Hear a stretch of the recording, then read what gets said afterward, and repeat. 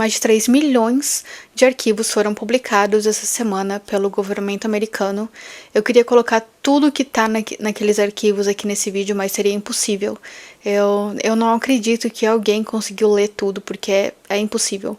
Mas eu consegui colocar o máximo de informação que eu pude nesse vídeo, e as partes mais chocantes eu vou falar aqui pra vocês. E você já sabe, se você gosta desse tipo de conteúdo macabro, caso criminal, não esquece de se inscrever no canal, deixa o seu like, comenta o que você acha e se tiver algum caso que você gostaria que eu falasse na próxima semana.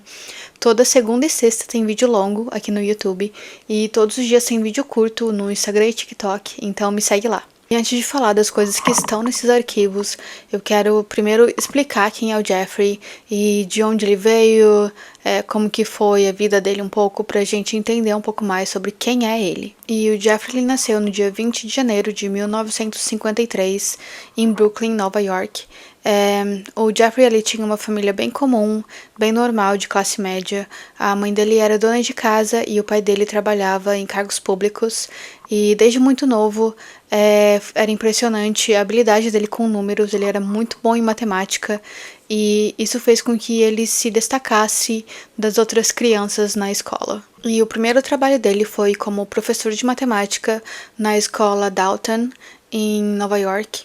Era uma escola de muito prestígio e, por incrível que pareça, ele não tinha nenhum diploma, ele não teve nenhuma formação, mas ele era tão bom em matemática que ele conseguiu esse emprego.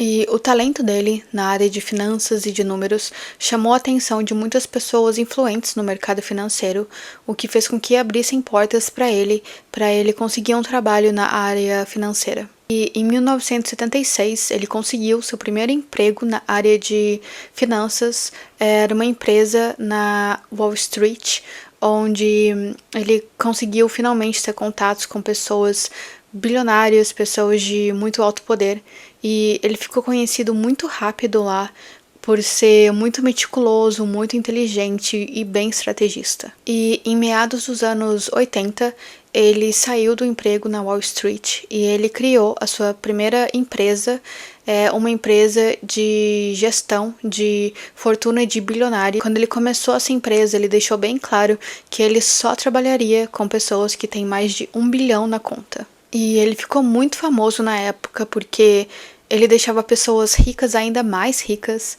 e ele trabalhava com muito risco, ele gostava disso, ele dava muito retorno para esses bilionários. Então isso fez com que o seu círculo crescesse e o seu nome também ficasse mais conhecido. E foi nessa época em que a reputação dele começou a crescer, que a sua fortuna também começou a se expandir, tudo junto com seus contatos, o seu networking e o seu modo de agir perante dinheiro.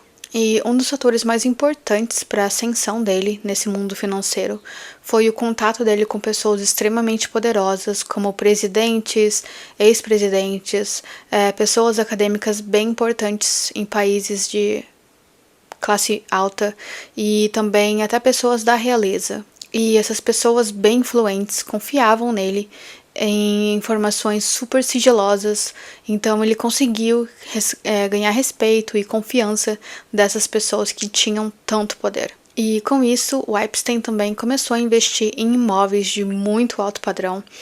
O seu primeiro imóvel foi em Manhattan, em New York, uma mansão luxuosa, e o seu segundo foi uma ilha nas Ilhas Virgens Americanas, um lugar bem remoto, um lugar de muito difícil acesso, quase que planejado para encontros sigilosos. E após isso, ele também investiu em uma propriedade na Flórida e uma propriedade em Novo México. E foi no começo dos anos 2000 em que a polícia começou a ficar um pouco mais esperta em relação a ele. Algumas queixas começaram a surgir em relação ao abuso de menores. Em Palm Beach, na Flórida, algumas queixas surgiram sobre menores de idade indo para a casa dele, oferecendo o serviço de massagista e ele pedindo para essas menores de idade fazerem coisas inadequadas. E isso não era oficial, os policiais não tinham provas. Foi só em 2005 em que A polícia teve uma denúncia oficial em que a madrasta de uma menina de 14 anos de idade na Flórida foi até a casa do Epstein e foi abusada por ele. Isso foi a única denúncia legal da época.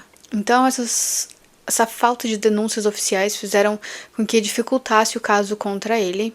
E também na época, abuso era visto como uma coisa idiota, quase, sabe?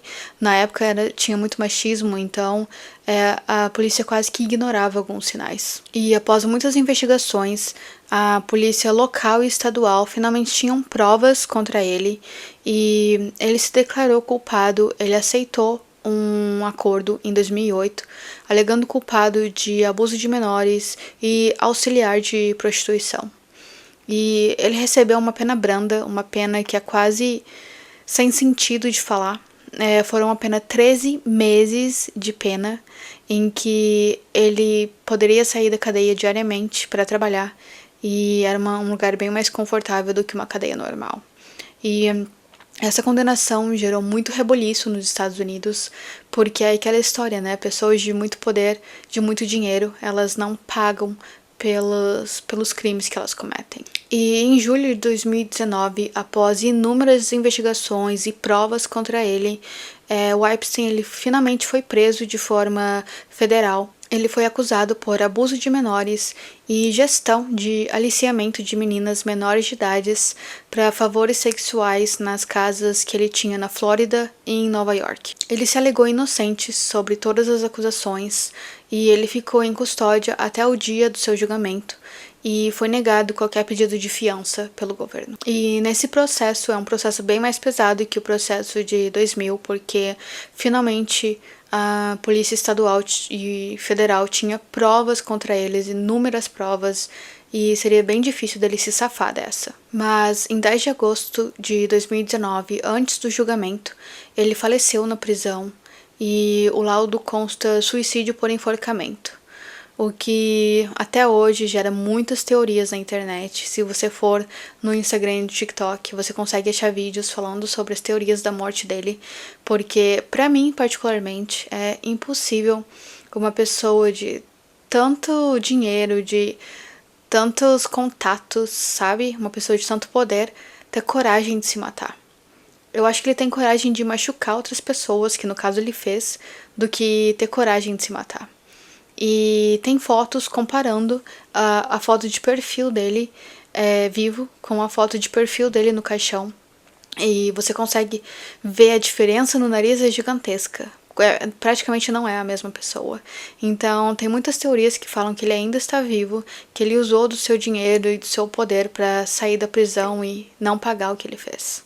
E agora que eu já falei um pouco mais sobre quem é ele, de onde ele veio, como foi a sua vida profissional e o seu processo, eu vou falar agora sobre os arquivos que foram recentemente compartilhados pelo governo federal dos Estados Unidos. E nos arquivos, as primeiras fotos que chamaram a atenção foram as fotos da ilha dele, da mansão na ilha, nas Ilhas Virgens Americanas. E você consegue ver que é tudo muito de alto padrão, muito dinheiro envolvido. Muito luxo, sabe? E um pouco macabro também, porque depois das informações que eu vou dar pra vocês, vocês vão sentir provavelmente uma vibe diferente, uma vibe estranha, sabe? E sobre essa vibe estranha, uma das fotos que também muito foi falada na internet é a foto em que um dos quartos tem uma cadeira de dentista no meio da sala, o que faz a gente se questionar muito, né? Por que uma pessoa tão rica tem uma cadeira de dentista no meio da sala? Tipo, por quê? Ele tá numa ilha, numa praia, numa mansão, tanta coisa pra aproveitar, tem uma cadeira de dentista. Não tem explicação até agora o porquê dessa cadeira, mas levanta muitas questões na cabeça da gente. E outra foto que também tá levantando muitas teorias na internet agora é a foto em que tem um quadro negro bem grande em uma sala da mansão e tem 3 palavras escritas, Power, Deception e Music, que são poder, fraude e música. E muitas pessoas estão falando que podem ser enigmas para um plano dele sobre todo esse caso ocorrendo, todo esse processo de tráfico. E outra foto que também está sendo muito comentada na internet agora são fotos em que tem parte de corpo de mulheres. Não sabemos ainda se são menores de idade ou não, mas são partes de corpo como pés, costas, a perna, que tem tatuagens, e essas tatuagens são frases de um livro, do mesmo livro, um livro chamado Lolita. É um livro russo de um escritor, Vladimir Nabokov, e nesse livro, coincidentemente, se fala sobre abuso de menores. Esse livro retrata a vida de Humberto, um homem mais velho, em que ele se apaixona por uma menina de 12 anos de idade e ele começa a ficar obsessivo por ela. Ele relata no começo como um amor, uma coisa mais inocente, mas ao correr do livro você percebe que é tudo manipulação, que é tudo realmente abuso, né? O que é verdade. E o nome dessa menina é Dolores, mas ele apelida ela de uma forma carinhosa como Lolita. E partes desse livro são as tatuagens, o que levanta ainda mais questões na nossa cabeça e aluga mais quartos do nosso cérebro, né? E agora eu vou falar sobre os nomes de famosos citados nos arquivos.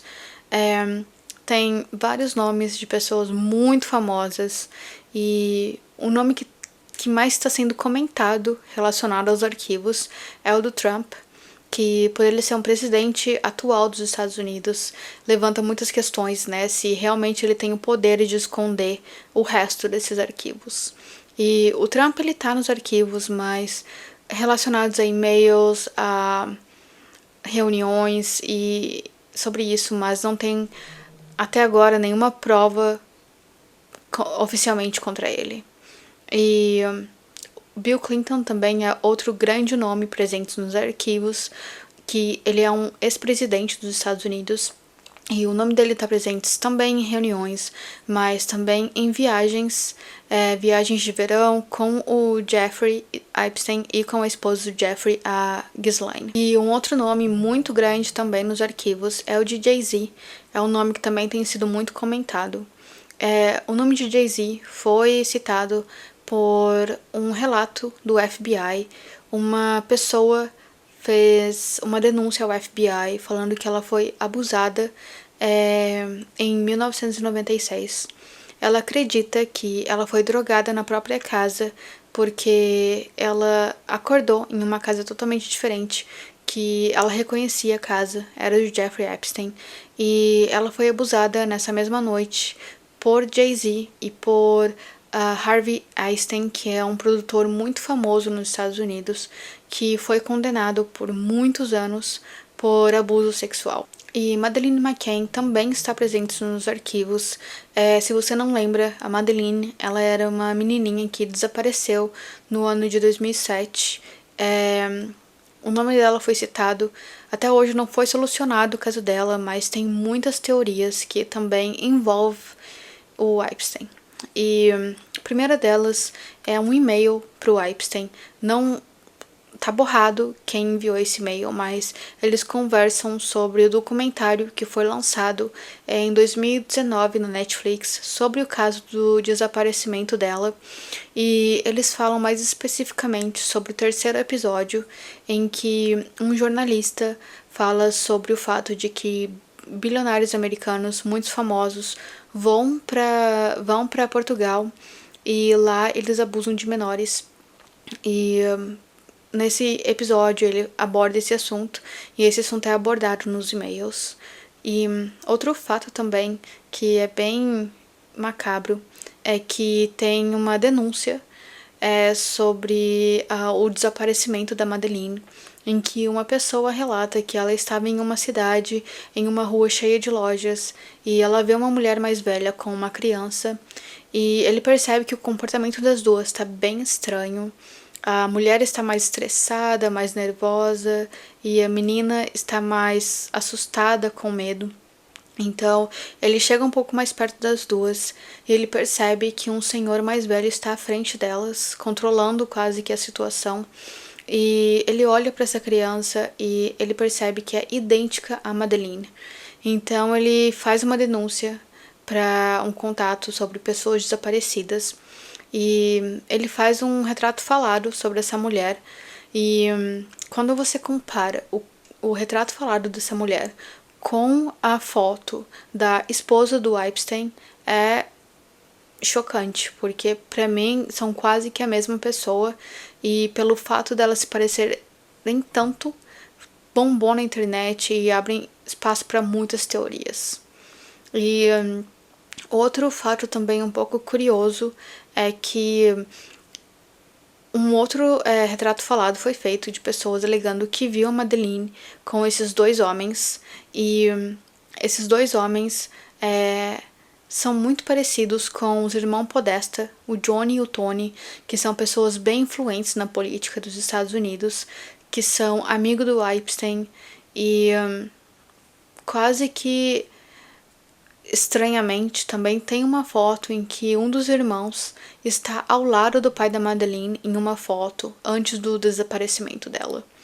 E isso também é outra coisa que abre espaço para mais teorias ainda. E um outro nome também presente nos arquivos é o Elon Musk, mas ele só é citado em casos de eventos e reuniões, mas não tem nenhuma prova em que ele realmente compareceu a esses eventos e ele também nega a sua participação em eventos com Epstein.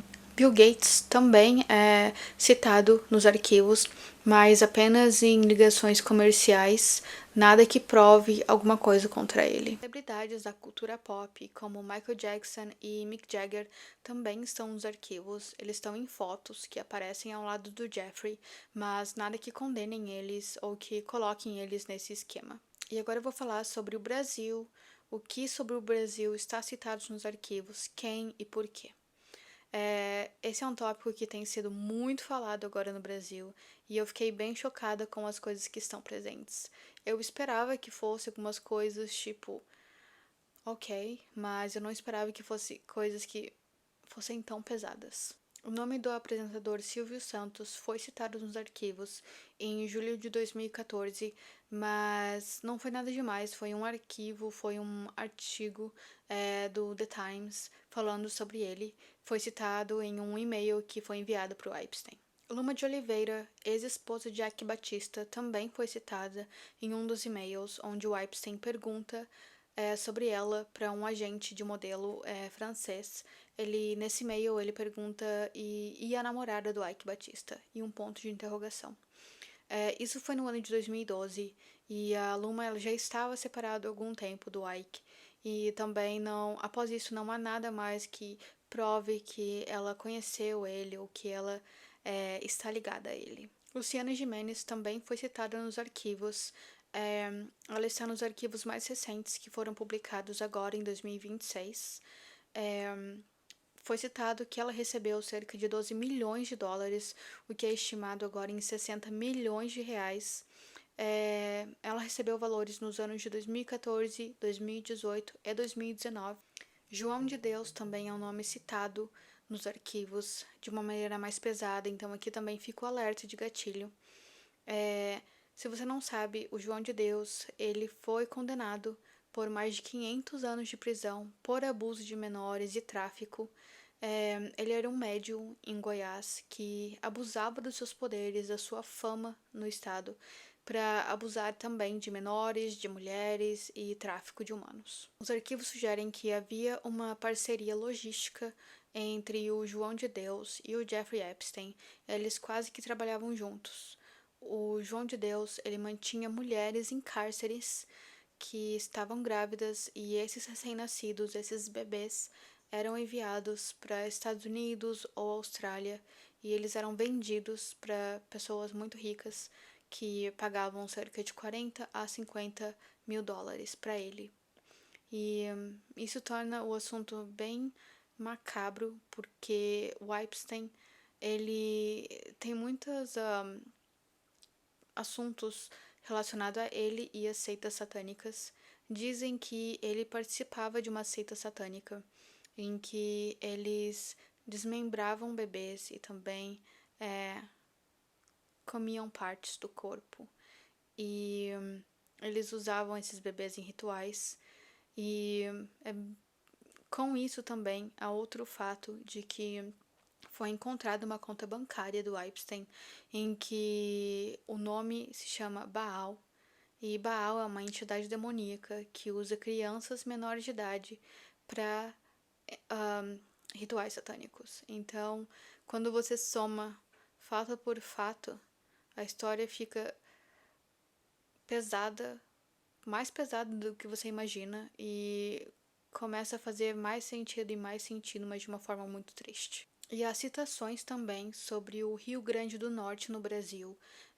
Há e-mails nesses arquivos de 2011 em que o Epstein ele conversa com uma mulher chamada Alexia, e a Alexia fala sobre uma garota chamada Jamile, em que são conversados assuntos logísticos de levar a Jamile até o Epstein. Eles conversam sobre horário de voo, passaporte, como ela é. E tudo indica que ela estava sendo traficada para os Estados Unidos. Então, esses e-mails mostram que havia sim uma conexão do Epstein com o norte do Brasil para tráfico de garotas para os Estados Unidos. Modelos brasileiras também são nos arquivos. Tem e-mails em que o Epstein conversam com algumas modelos brasileiras, em que ele envia dinheiro, envia presentes. Em troca disso, ele pede fotos em biquínis, em lingeries e também viagens para encontrar com esses modelos. E isso é o que está nos arquivos. Isso foi o que eu consegui colocar nesse vídeo, foram as partes mais chocantes que eu encontrei. E seria impossível, de novo, de colocar tudo em um vídeo, mas eu tô tentando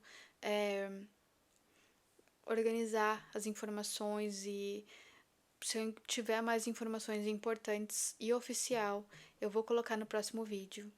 E eu quero também falar sobre um filme em que tem algumas coincidências bem chocantes do filme ligados com o caso do Epstein.